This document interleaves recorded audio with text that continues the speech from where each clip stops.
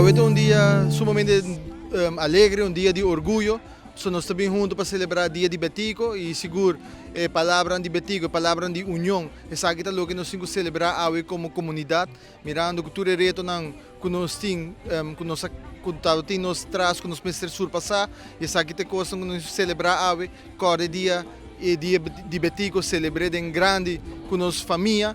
Mirando que ainda tem regras vigentes que nós não podemos celebrar em grupo grande, mas hoje nós estamos juntos aqui na Praça Betico para rendir honor também a Betico, para estar o libertador de nossa isla e a dar-nos valor e orgulho de ter um país autônomo. E essa aqui é o que nós temos que celebrar hoje e seguro. De maneira minha bisa cabe, a palavra de união, essa aqui é a palavra que nós temos que riba conosco hoje.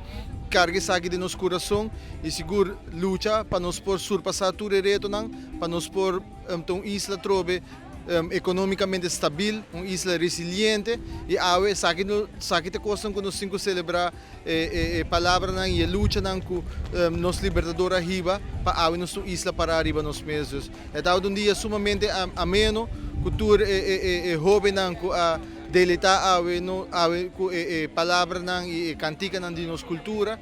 Seguro, me dá uma palavra para nós entrar nossa comunidade para celebrar o dia de Betico grandemente. Está orgulhoso de Betico, está orgulhoso de nosso país e nós espero que você por atender você mesmo regra também para outro ano nós podemos celebrar isso aqui junto com o nosso povo de grande forma.